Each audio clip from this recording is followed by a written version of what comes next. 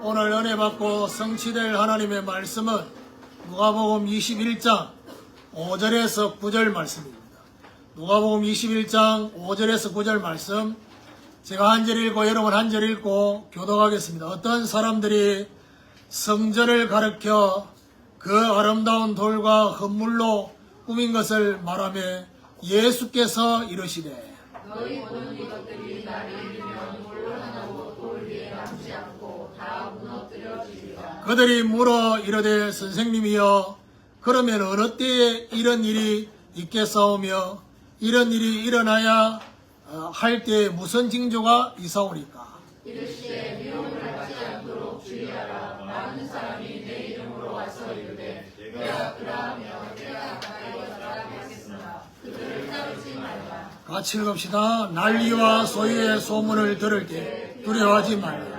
이 일이 먼저 있어야 하되 끝은 곧 되지 아니하리라. 교독한 말씀을 가지고 무너뜨려질 성전이라는 제목으로 말씀을 전가하기로 합니다. 옆에 보러 인사합시다. 성령의 역사가 있는 교회가 됩시다. 성령의 역사가 있는 교회가 됩시다. 우리 교회 모임만이 아니라 우리 성도들이 교회이기 때문에 성령의 역사가 있는 그런 교회. 자, 지난 주간에는 우리가 8주년 메시지를 받았습니다. 그래서 오늘 아침에 말씀 묵상하면서 지난 주간 메시지에 언급되지 않았던 부분이 제 안에 이렇게 뭔가 하나님이 하시고 싶은 말씀이 있었습니다. 그게 바로 뭐냐? 마리아가 하인들에게 했던 말입니다. 뭐라고 말했냐? 무슨 말씀을 하시든지 그대로 하라. 이 말씀입니다. 제가 왜 이 말씀이 제 안에 이렇게 오게 됐냐? 진짜 주인이 뭐냐? 그리스도가 저와 여러분의 진짜 주인이다. 주인이 되기를 원한다. 라고 하는데 정작 무슨 말씀이든지 그대로 순종하려고 하는 그 마음이 없다고 한다면 어떤 면에서는 그리스도가 저와 여러분 주인이 아닌 거죠. 그러니까 그리스도가 주인 되는 가장 중요한 포인트는 바로 그거다 라는 것을 오늘 아침에 묵상하면서 그렇게 하나님 저한테 하시고 싶은 말씀을 들려주시는 것입니다. 2주 전에 가부의 두 넷돈이라는 말씀을 우리는 받았습니다. 예수님께서 헌금 넣는 것을 보고 계셨다 했습니다. 저와 여러분이 어떤 중심으로 헌금하고 있는지, 헌금 액수가 아니라 어떤 중심으로 넣고 있는지, 그러면서 사람 앞에 하는 부자의 헌금, 사람들한테 보이기 위해서 헌금한 거죠. 그리고 하나님 앞에 한 가부의 헌금, 금액은 작았는데 어떤 면에서는 그 금액이 예수님이 뭐라 하느냐, 부자들보다 훨씬 많이 했다 했습니다. 그건 뭐죠? 중심의 금액을 말합니다. 두 넷돈이 아니라 중심의 그 무게가 더 크고 더 무겁다는 거죠. 자, 오늘 무너뜨려질 성전이라는 이 말씀, 자, 오늘 이 말씀 이후에 지금 6월 첫째 주까지 계속해서 별로 우리 성도들이 별로 듣고 싶지 않는 말씀일 가능성이 많습니다. 왜냐하면 뭐 환란 얘기가 나오고 막 이런 것들, 그 다음 시대에 대해서, 종말에 대해서 예수님이 말씀하시는 말씀이 왜 해필이면 이 타이밍일까? 이런 질문을 저는 할 수밖에 없습니다. 제가 이 스케줄을 제가 정하는 것이 아니라 말씀 주시는 대로 내가 받으니까. 그런데 오늘 이 말씀을 시작으로 어떤 면에서 예수님이 심판과 그리고 종말에 대해서 예수님께서 계속해서 말씀하시는 그 말씀, 그걸 저와 여러분이 왜 하나님이 이 시간표 속에 나라적으로 또 우리 교회적으로 우리 개인에게 왜 이런 시간표 속에 말씀을 주실까? 이 질문을 하면서 말씀을 들으면 좋겠습니다. 그래야지만이 하나님 앞 우리가 어떤 기도를 해야 될지를 알 수 있습니다. 오늘 이 본문에서 예수님이 말씀하시려고 하는 얘기가 뭐냐? 아직 예수님 당시에는 이 헤롯 성전이 완성이 안 됐습니다. 완성이 되지 않는 이 성전인데 너무 화려하게 보이는 이 성전을 향해서 예수님이 뭐라고 말하냐? 앞으로 이 성전이 돌 위에 돌 하나도 남지 않게 되는 성전이 무너지는 그런 날이 올 거다. 예수님이 그걸 바라보신 거죠. 그러니까 성전이 무너질 걸 바라보시면서 오늘 말씀하시는,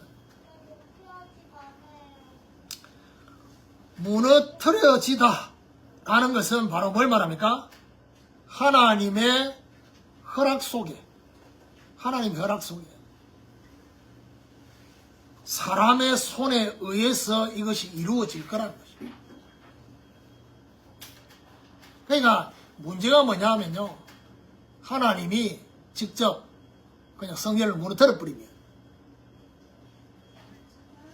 이들이 이거는 하나님의 역사구나 이렇게 생각할 수 있는데, 하나님의 역사지만은 사람의 손을 통해서 이 성전이 무너지니까 이들이 깨닫지를 못합니다.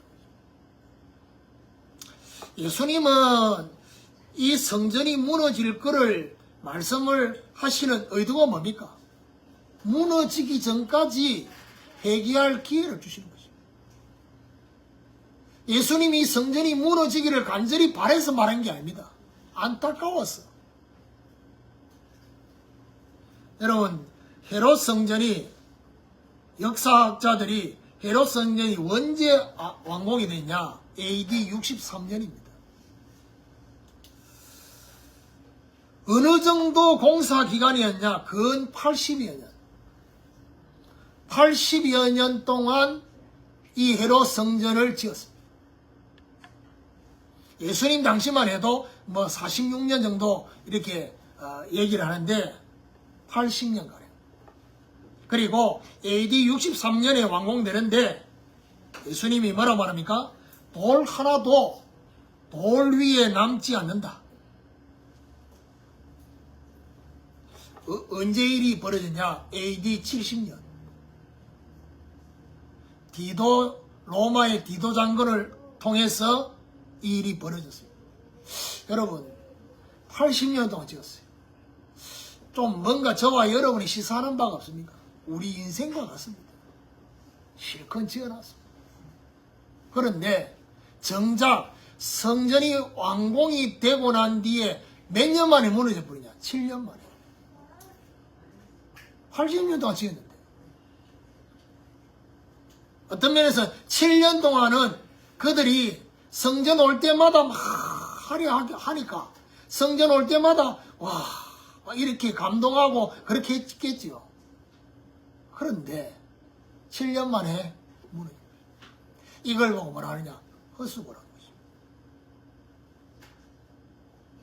그래서 오늘 성전 무너질 걸 말씀하시니까 제자들이 또 그들이 물어봅니다. 뭐라고 물어보느냐? 이 성전이 무너질 이 중요한 시간표 속에는 무슨 징조가 있습니까? 그러니까 뭐라고 말하냐? 예수님이 영적인 미혹이 심하게 될 것이다. 그리고 난리와 소요의 소문이 있을 거다 라고 말했습니다. 여러분, 뭔 생각을 좀 하셔야 되느냐면요, 하나님은 이스라엘 백성들이 그렇게 중요하게 생각했던 성전을 무너뜨리는데 주저함이 없었습니다. 왜요? 하나님이 보실 때는 그게 별로 안 중요해요.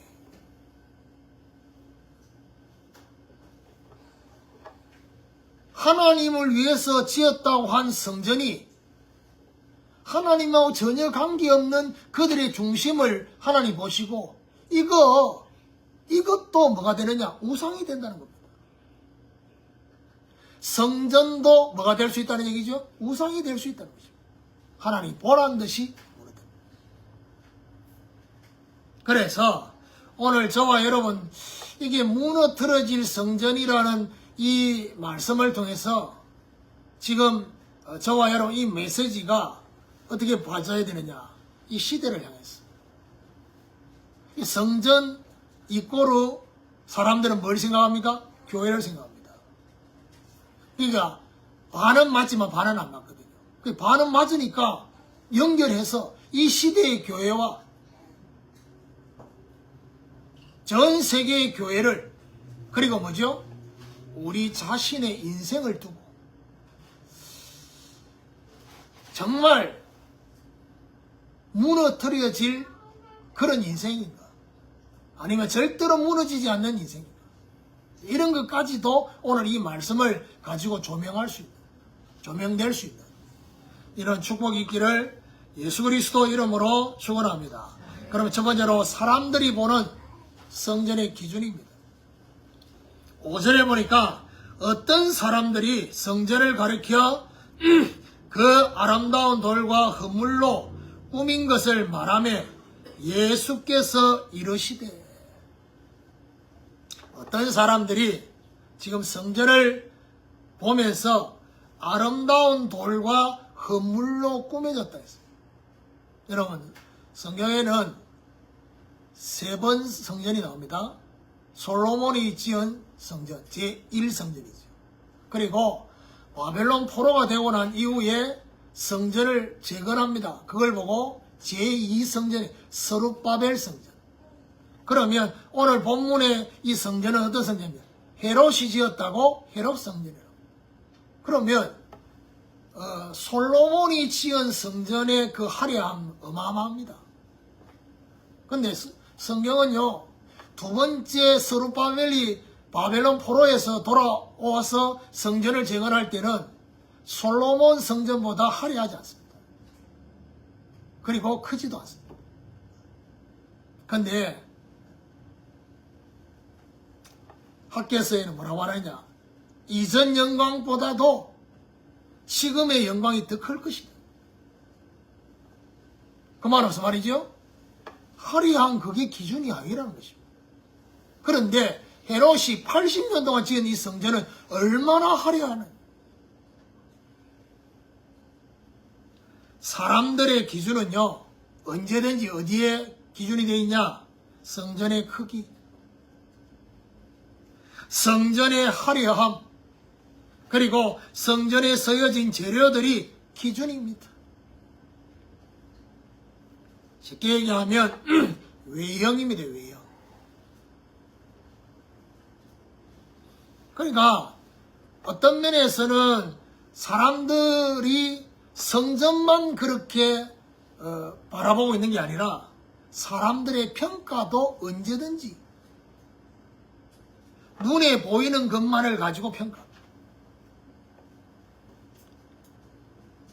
그래서 성도들을 보는 것도 언제나 눈에 보이는 모습, 그리고 눈에 보이는 삶만 가지고 평가하려고 합니다. 그래서 여러분 아셔야 될 거는, 불신자들은 저와 여러분의 입에서 나오는 메시지에 관심이 있는 게 아니라 저와 여러분의 삶에 관심이 있습니다. 그래서 아셔야 될 것은, 정말 입으로는 복음을 말하고 입으로는 전도한다고 하는데 삶이 무너져 버렸다. 그 말은 무슨 말이죠? 정확하게 말하면 전도에 관심이 없는 겁니다. 전도한다고 했는데, 전도하고 있는데 정작 그들의 중심에는 뭐가 없어요? 전도할 중심이 없어요. 왜요? 불신자 그거 보고 있는데. 불신자가 지금 삶을 보고 있는데. 그래서 예수님이 너희는 세상의 소금이요 너희는 세상의 빛이다라고 말하면서 말하냐? 너희 착한 행실을 보고 불신자가 하나님께 영광을 돌리도록 이를. 그 말하면서 말이죠. 불신자들이 지금 그거 보고 있다는 얘기예요. 그런데 아셔야 될 게 뭐냐? 성도들도 성도들끼리 평가할 때 눈에 보이는 것만. 그런 건 있습니다. 뭐 제가 한 번씩 유튜브 보면 김창옥 씨가 그런 말을 했습니다. 우리의 언어 중에 가장 최상위의 언어는 삶이다. 예를 들면 이런 겁니다. 남편이 아내한테 사랑한다는 고백을 안 해서 아내가 스트레스를 받아가지고 문제제기를 했어요. 그러니까 사랑한다는 것에 대한 표현을 안 한다는 겁니다. 그런데 이 남편은 늘 설거지하고 집에 있을 때마다 밥 먹으면 반드시 설거지하고, 그 설거지하는 것도 처음에는 기쁘고 감사했는데 열받는 거 왜 열받냐? 말로 표현 안 하고, 그 다음 더 중요한 거는 이 남편이 밥을 빨리 먹어요. 그러니까 부인이 밥 먹을 동안에 같이 앉아가 이렇게 쳐다보면서 얘기해야 되는데 먹자마자 바로 설거지 하러 가거든. 그게 열받는 거예요. 그래서 거기에 대한 하소연을 하는데 김창옥 씨 대답이거든요. 가장 수준 높은 언어가 사실은 삶이라 했어요. 남편이 아내를 사랑하고 있고 아내에 대한 그 배려에 대한 이것이 실제. 그래서 여러분 아셔야 될 거는 내가 아무리 말을 가지고 내 마음과 생각은 그렇지 않다라고 말해도 삶이 실제로 나타난 삶이 그렇지 않으면 어떻게 됩니까? 그거는 어떤 면에서는 진짜 것은 어디에 있습니까? 삶에 있습니다. 물론 저와 여러분 중심이 삶으로 이어지는 시간이 필요하겠지요. 그렇지만은 저는 지난 한 주간 동안 생각했던 게 그겁니다. 삶으로 나타나지 않는 거는 말로 다 하는 거는 진짜가 아니라는 것입니다. 진짜 내게 아니에요. 어떤 면에서. 그래서 눈에 보이지 않는 것도 눈에 보이는 것 삶도 중요하지만은 눈에 보이지 않는 것 중요합니다. 그래서 디모데후서 2장 20절에서 21절에 예수님이 바울이 이래 말합니다. 큰 집에는 금그릇, 은그릇 있다 했습니다. 그리고 나무그릇, 질그릇도 있다 했습니다. 사람들은 어디에 대한 평가가 기준입니까? 금그릇, 은그릇, 나무그릇, 질그릇. 그런데 주인이신 하나님은 금그릇이냐 은그릇이냐를 보는 게 아니라 뭘 본다고요? 그 안에 그릇이 깨끗하냐는 거죠. 깨끗한 그릇. 자, 두 번째로 예수님이 보시는 성전의 기준입니다. 6절에 보니까 너희 보는 이것들이 날이 이르면 돌 하나도 돌 위에 남지 않고 다 무너뜨려지리라. 날이 이르면 돌 하나도 돌 위에 남지 않고 무너뜨려진다. 예수님의 기준은요, 성전의 화려함보다도 눈에 보이지 않는 것이 기준입니다. 뭔 말입니까? 쉽게 얘기하면 이겁니다. 요엘 선지자가 마지막 말세가 되어지는 그 시점, 그야말로 세대주의자들이 말하는 성령시대라는 그 성령의 시대가 시작되는 그 시점을 어떻게 표현했냐?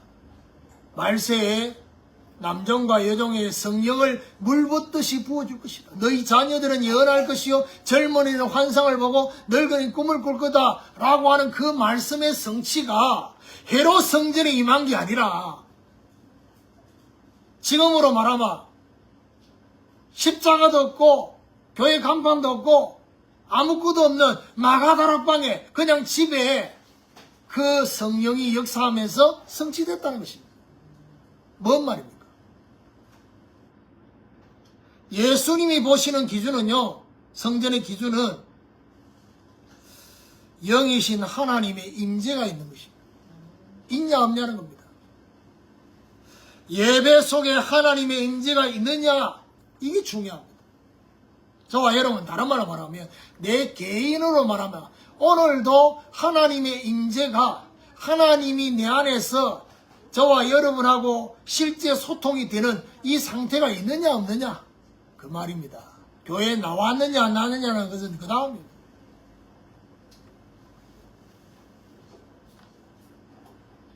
그리고 예수님이 보시는 기준은요, 성령의 역사가 있느냐.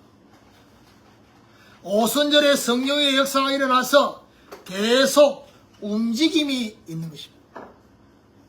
그러니까요, 사도행전적 교회, 초대교회는요, 움직임이 있어요. 그 영어로 뭐라 합니까? 액트. 움직이는 것입니다.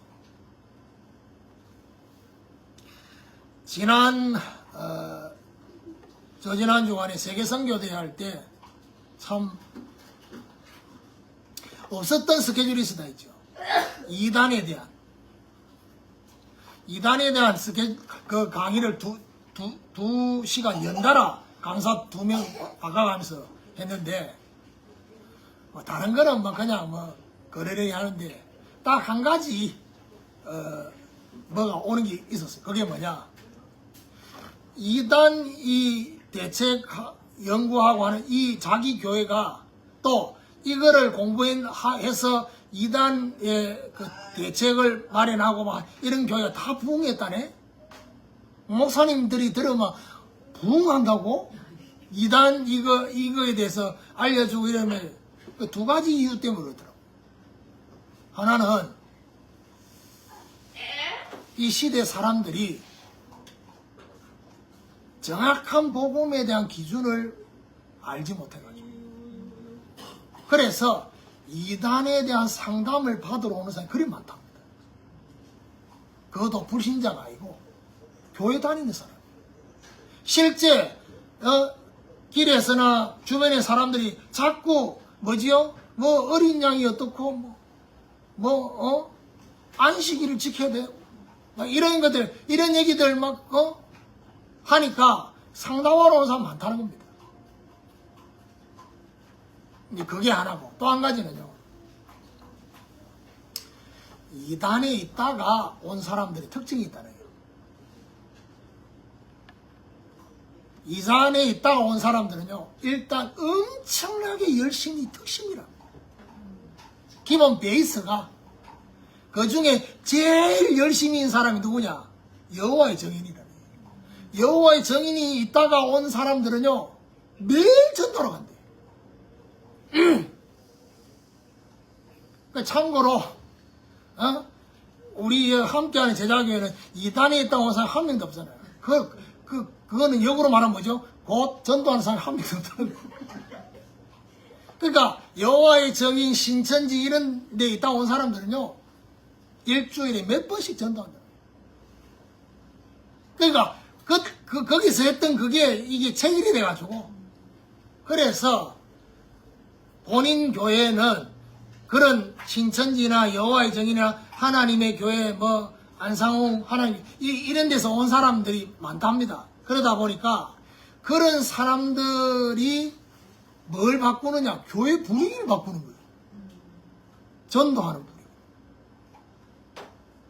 기존 성도들, 죄송합니다, 묵은 일은 절대로 안 움직이는데 이 사람들이 교회 분위기를 바꾸는 거예요. 그게 제가 강의 들으면서 그러시구나. 그러니까 함께하는 제자교회는 제 메시지를 오랫동안 들은 우리 성도들은요, 일단 정상으로 돌아가는 시간표이기 때문에 이게 이상한 10가지 다 깔아앉혔기 때문에 안 움직이거든. 근데 이단에 있다 온 사람들은요, 성령의 불이 아니라도 그냥 잘 움직였어요. 그러다 보면 움직인다. 장점도 있고 단점도 있습니다. 단점은 성령의 불이 아니라 본인이 불내 가지고 가는 거예요. 근데 우리 성도들, 기본 성도들이 볼 때는 어떻게 합니까? 어떤 면에서는 저와 여러분이 진짜 제대로 불을 받으면, 성령의 불을 받아 움직이면 그게 이제 사도행전의 역사. 한 가지 저게 종성이하고 태훈이 둘이, 종성이는 일단 뭐죠? 모태신앙입니다. 그리고 이단에 간 적이 없습니다. 왜냐하면 별로 이단 그런데 열심히지 않았기 때문에. 근데 태훈이는 이 교회로 오기 전에 저기 예원교회 오기 전에 어디를 잠깐 거쳤다고 오냐? 신천지를 거쳤다고 왔다. 그러니까 일단 신천지를 거쳤다는 거는 무슨 말이죠? 그래도 이 성경에 대해서 알고 싶은 그게 있는 거예요. 그러다 보니까 뭐 지금은 좀 다르지만 옛날에는 둘이 그때가 대학생 때니까 둘이 막 대학교에서 막 좀 미친 짓 하고 그랬거든. 막 그래서 막 전도 비슷하게 막 한다고 그러게. 지금 그 불이 어디 간지 없어. 근데 그게 연결되어 있다. 그리고 예수님이 보시는 성전의 기준은요, 하나님의 말씀이 전달되는 그 부분이 기준입니다. 사람들의 길을 즐겁게 할 사람의 말이 아니라 하나님의 말씀이 전달되고 있는 거죠. 그래서 이런 성전의 기능이 상실되어지면 하나님의 임재가 없고 성령의 역사가 없고 말씀이 전달이 되는 이런 것이 어디서 와야 되느냐? 이미 성전의 기능은 상실된 것입니다.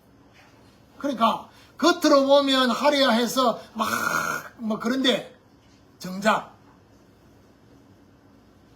그래서 그런 거 있잖아요. 여러분 한국의 큰 교회 이렇게 목사님들 설교하는 걸 들어보세요. 일단 특징들이 있습니다. 그분들의 메시지가 틀렸다는 게 아니라 뭐가 특징이냐? 일단 기본적으로 위로하는 메시지가 많습니다. 그리고 복 받는다는 얘기가 많습니다. 응답받고 문제 해결받고 복 받고. 그다음 또 한 가지는 뭐냐? 도전하는 겁니다.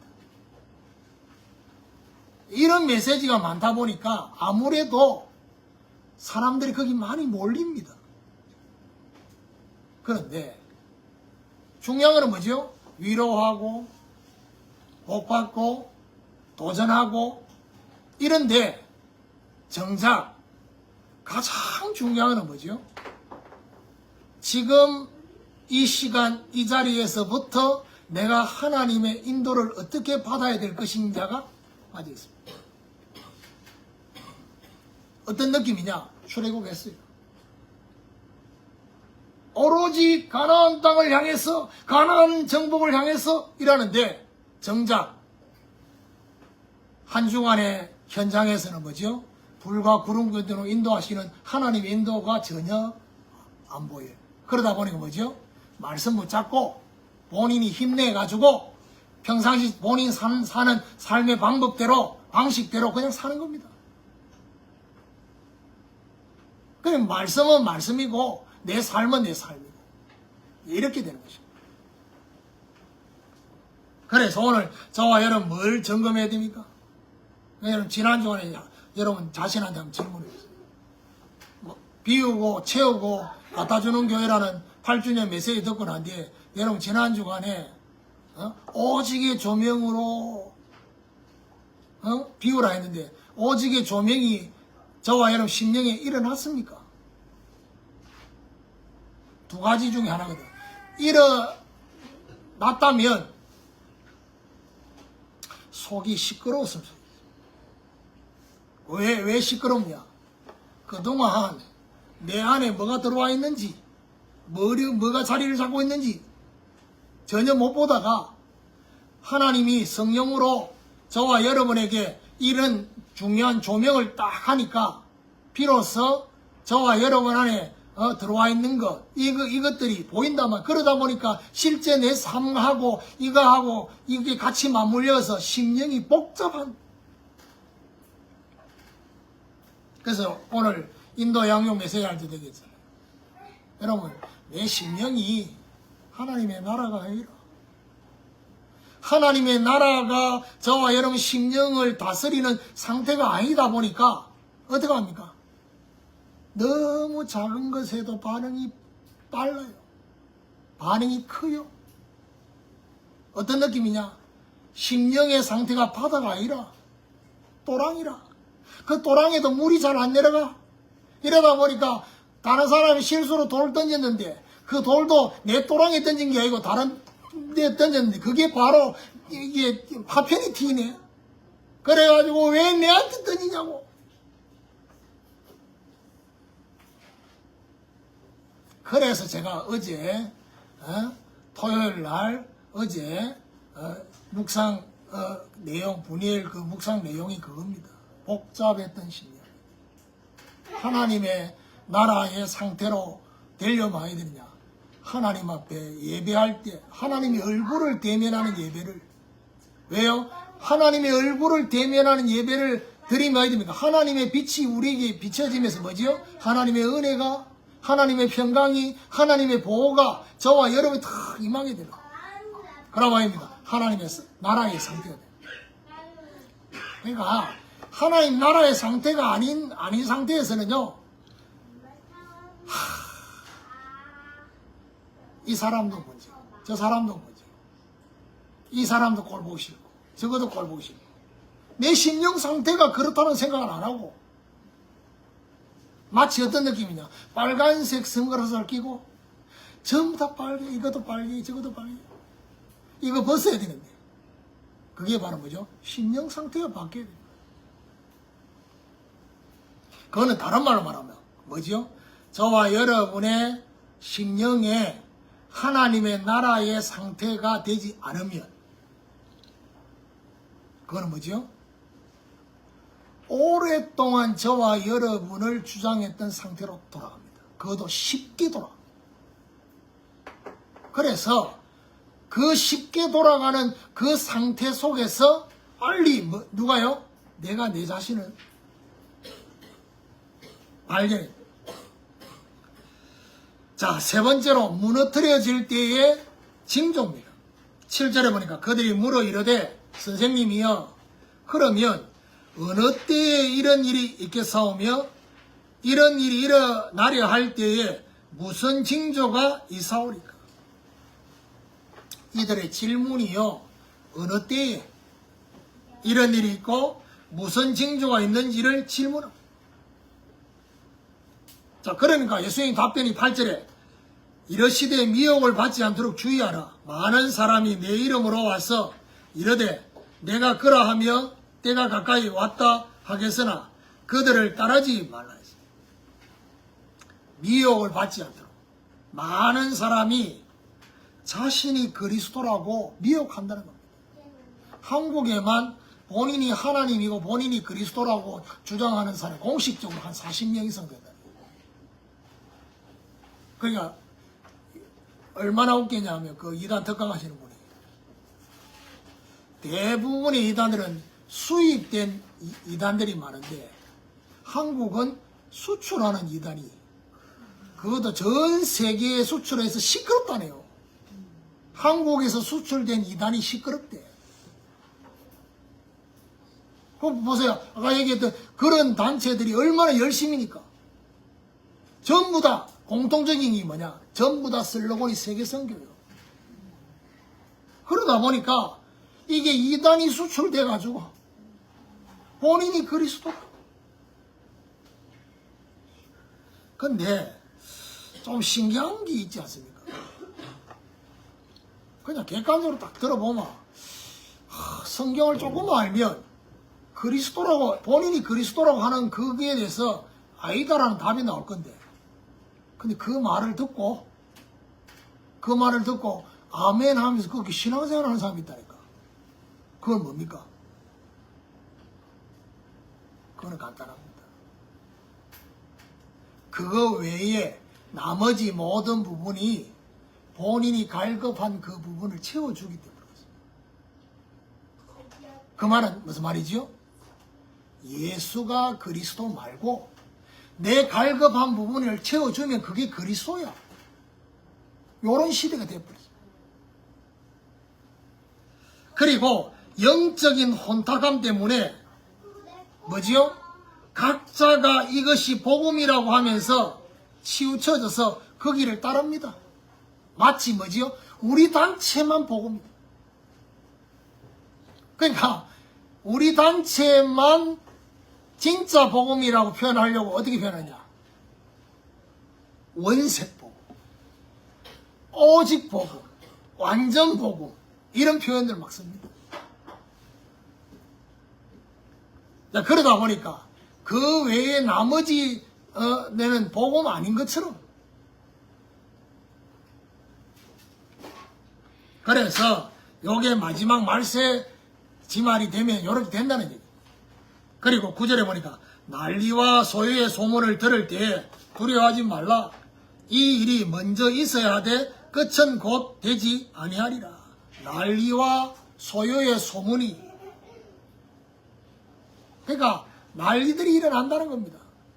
이런 것들을 두려워하지 말라라고 말씀하죠. 먼저 있어야 하되 끝은 아니다. 영적인 혼란과 세상의 육적인 혼란이 반드시 있게 될 거라는 것입니다. 그래서 이제 몇 주 후 되면 제가 지난번에 얘기했던 것처럼 참 그게요. 그 제가 메시지를 받고 난 뒤에 요게 이제 이 날짜가 언제냐 이런 것들을 내가 보잖아요. 6월 첫째 주 메시지가 지난번에 제가 얘기했던 시대와 종말 분별이거든요. 그 6월 첫째 주 뭐가 있습니까? 대선이 있습니다. 대선.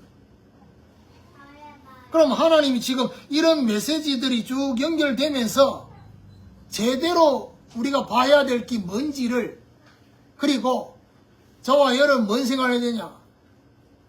우리가 있는 이 시대와 세대가 하나님이 심판하시고 끝내시는 시간표로 가는 시대냐? 아니면 하나님의 역사가 새롭게 시작되는 부흥의 역사가 시작되는 그 시작이냐? 이거 생각해 봐야 돼요. 그리고 나는, 우리 교회는 어느 편에 설 것이냐? 그겁니다. 시대가 마감되는 그 속에 설 거냐? 아니면 새로운 시대가 시작되는 거기에 내가 설 거냐? 그 질문을.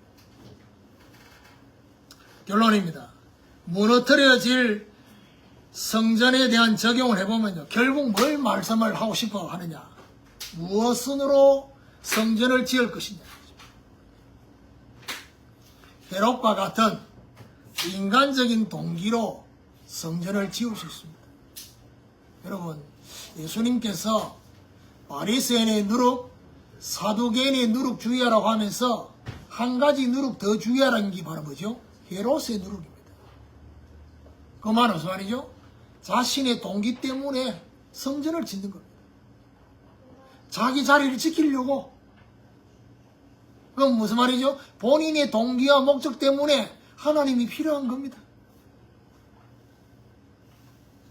사람들에게 보이려는 성전, 결국 뭐죠? 사람들에게 가시하기 위해서. 어떻게 해요? 화려하게.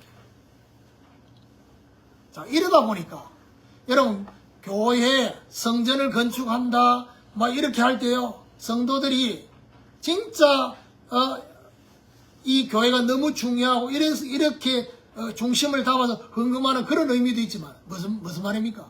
기본적으로 사람들이 중심에 가지고 있는 화려한 것, 이런 것들을 평가하는 이런 것 때문에, 아, 내가 다니는 교회는 좀 더 이런 모습이 됐으면 좋겠다, 이렇게 또 헌금하는 사람도 있습니다. 예수님이 인정하는 성전은요, 하나님의 임재가 있는 성전입니다. 성령의 역사가 나타나는, 모일 때마다 성령의 일하심이 있는, 그리고 하나님이 정말 원하시는 말씀이 제대로 선포되고 전달되는,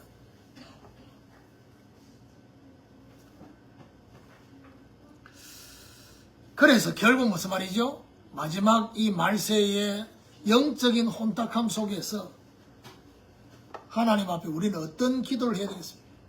하나님, 나에게 영적인 분별할 수 있는 분별력을 달라. 본질의 복음을 분별해서 시대 앞에 등불을 밝히라. 우리 교회가 그래야 돼야 되는 거고, 저와 여러분 인생이 그래야 돼야 돼요. 그래서 정말 저는 이 말씀 제목을 무너뜨려질 성전이라는 이 말씀이 어떻게 제가 지난 한 주간 기도한 줄 압니까? 일단 첫 번째, 하나님, 이것을 우리 인생을 두고 가정을 두고 이걸 말씀을 적용할 때 어떤 기도를 하냐? 하나님, 우리 인생이 무너지지 않도록, 우리 가정이 무너지지 않도록, 그리고 인생이 가정이 무너지는 그 시작이 뭡니까? 저와 여러분 마음이 무너지는 거잖아요. 그래서 두 번째 기도가 뭐냐? 무너진 마음이 일어날 수 있도록, 무너진 마음과 생각이 일어나서 정말 하나님 앞에 다시 설 수 있도록. 그래서 그 다음 기도, 어떤 기도가 있냐? 하나님, 이 무너진 마음이 일어날 수 있도록 성령 하나님이 조명해 주시고, 성령께서 해석시켜 주시고, 성령이 적용시켜 주셔서 제대로 된 마음의 일어남이 일어날 수 있다. 이런 하나님의 중요한 역사가 저와 여러분 개인과 가정에, 여러분 인생 가운데, 우리 교회 가운데 일어나서 무너질 성전들을 정말 제대로 세우는 그런 중요한 사명을 감당하게 되기를 예수 그리스도 이름으로 축원합니다.